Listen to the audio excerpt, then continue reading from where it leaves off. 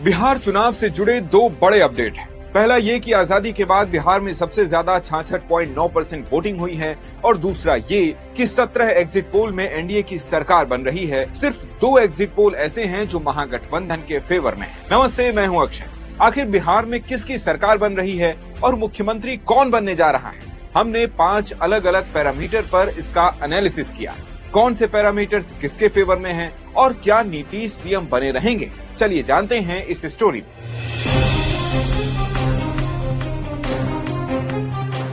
पहला पैरामीटर है पोल of poles का, जिसमें 17 एजेंसियों के सर्वे में एनडीए सरकार बनती दिख रही है। पोल ऑफ पोल्स के आंकड़े को देखें तो बिहार में एनडीए को साफ बहुमत मिल रहा है। कुल 243 विधानसभा सीटों में से एनडीए को 154 और महागठबंधन को 83 सीटें मिल सकती हैं, जबकि अन्य के खाते में 5 सीटें जा सकती हैं। इसमें एनडीए गठबंधन के हिसाब से देखें तो बीजेपी को सबसे ज्यादा 75, जेडीयू को 67 और 12 सीटें बाकी सहयोगियों के खाते में जा सकती हैं। वहीं महागठबंधन में आरजेडी को 58, कांग्रेस को 13 और 12 सीटें अन्य सहयोगियों के खाते में जाती दिख रही हैं। यानी पोल ऑफ पोल्स के मुताबिक बिहार में बीजेपी सबसे बड़ी पार्टी बन सकती है।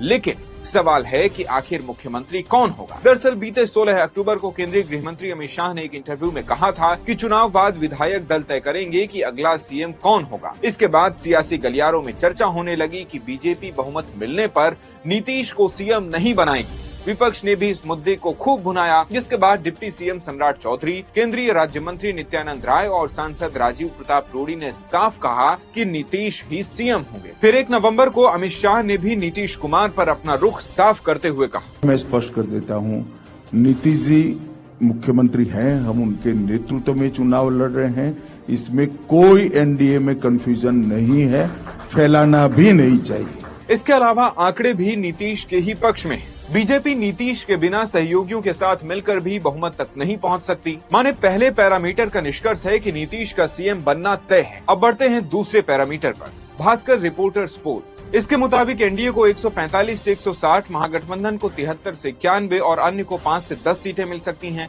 एनडीए गठबंधन को देखें तो बीजेपी को 72 से 82, जेडीयू को 59 से 68 और अन्य सहयोगी दलों को 10 से 12 सीटें मिल सकती हैं। ऐसे ही महागठबंधन में आरजेडी को 51 से 63, कांग्रेस को 12 से 15 और अन्य सहयोगी दलों को 10 से 13 सीटें मिल सकती हैं। अब सवाल आता है कि अगर एनडीए की सरकार बनी तो सीएम कौन होगा? भास्कर रिपोर्टर्स पोल के आंकड़े नीतीश के साथ ही हैं। उनके बिना एनडीए अधिकतम 94 सीटों तक पहुंच सकती है, यानी बहुमत से 28 सीटें कम। दूसरे पैरामीटर से भी निष्कर्ष निकलता है कि नीतीश का सीएम बनना तय है। अब तीसरा पैरामीटर भी जान लीजिए। 5% से ज्यादा वोटिंग घटने। पूरा वीडियो देखने के लिए डाउनलोड करें दैनिक